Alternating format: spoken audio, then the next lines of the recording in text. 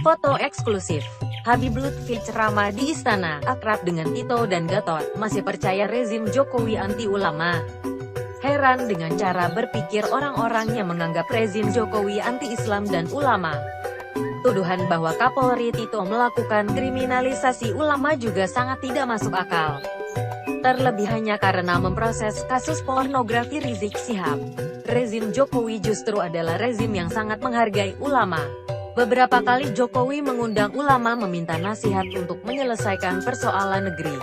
Jokowi juga menggandeng ulama seperti Buya Syafi'i, Kiai Haji Ma'ruf Amin, Kiai Haji Said Akil untuk menjadi anggota UKPP.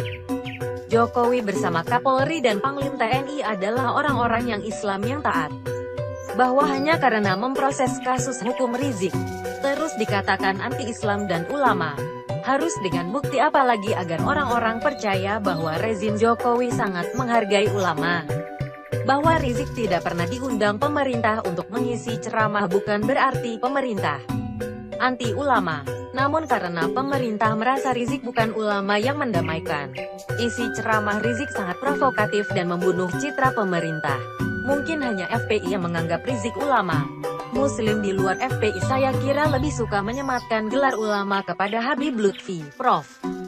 Quraisy Shihab, Kiai Haji Said Akil, Mbah Maimun, Gusmus, dan ulama-ulama sejuk yang lain. Peringatan Nuzulul Quran yang diselenggarakan Jokowi di istana menjadi bukti bahwa rezim Jokowi sangat menghargai Islam dan ulama. Jokowi mengundang Habib Lutfi untuk menyampaikan mau'idhah hasanah. Bukan tanpa alasan mengapa Habib Lutfi yang diundang, bukan ulama yang lain. Selain merupakan ulama yang sudah diakui, Habib Lutfi termasuk ulama yang sangat mencintai NKRI. Berikut sedikit petikan ceramah Habib Lutfi pada acara Nuzulul Quran yang diselenggarakan di Istana, setelah Isya tadi, Senin tanggal 12 Juni tahun 2017.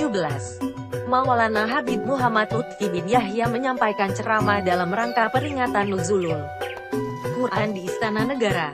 Dalam ceramah yang disampaikan sekitar 22 menit, di hadapan Presiden, pimpinan lembaga tinggi negara, Menteri Kabinet Kerja dan para duta besar negara sahabat Maulana Habib Lutfi menyampaikan hikmah penurunan Al-Quran sebagai panduan kehidupan sebagai umat beragama maupun warga bangsa. Maka, kewajiban untuk kita semua menjaga, menambah cinta kita kepada Allah dan Rasul-Nya, kepada keluarganya, sahabatnya, para ulama dan aulianya, dan saling mencintai al-mukmin akul mukmin, al-muslim akul muslim, dan menambah kecintaan kita kepada bangsa dan tanah air. Jangan mudah terprovokasi dengan isu-isu yang dapat memecah belah dan mengakibatkan menurunnya kewibawaan umara, pemerintah, ulama, TNI, dan Polri. Sebab itu semua akan menurunkan kewibawaan bangsa dan negara. Semoga Allah Ta'ala memberi kekuatan zahiron wa batinan kepada negara kita, bangsa kita, dan pemimpin kita di dalam mengemban amanah. Dan semoga dijauhkan dari cobaan serta bala, juga fitnah. Amin ya Rabbal Alamin. Demikian Maulana Habib Lutfi bin Yahya mengakhiri ceramahnya. Selain mengisi ceramah, Habib Lutfi juga tidak lupa untuk menemui Kapolri Tito dan Panglima Gatot. Dari foto-foto di atas, kita bisa menyimpulkan bahwa Tito dan Gatot sangat akrab dan menaruh hormat kepada Habib Lutfi. Habib Lutfi juga tidak segan untuk bertegur sapa dan mengobrol dengan Tito dan Gatot. Bagaimana bisa rezim Jokowi yang sangat menghargai dan mencintai ulama sekelas Habib Lutfi masih disebut sebagai anti ulama? Saya berharap umat Islam bisa secepatnya sadar. Jangan mau diprovokasi oleh orang-orang yang mengatakan Jokowi anti-Islam dan ulama. Jangan percaya lagi isu kriminalisasi ulama karena yang terjadi adalah ulamaisasi kriminal. Mereka yang telah menganggap pelaku kriminal sebagai ulama. Jangan mau diprovokasi oleh Rizik dan FPI untuk melawan pemerintah yang sah. Aksi-aksi membela Rizik bukan untuk membela Islam atau ulama, namun membela tersangka kasus pornografi. Membela Rizik tidak ada urgensinya untuk Islam. Tidak pantas disebut sebagai ulama jika telah dipenjara 2 kali serta 7 kali dilaporkan untuk kasus yang berbeda. Pantaskah seorang yang bolak-balik tersandung kasus disebut ulama? Yang kebangetan justru yang menganggap seorang kriminal sebagai ulama.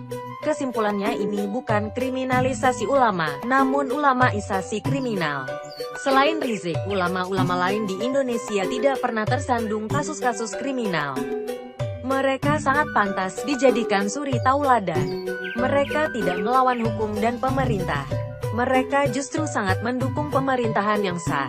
Mudah-mudahan ceramah Habib Rizik di Istana Negara bisa diambil hikmahnya oleh seluruh rakyat Indonesia. Terima kasih.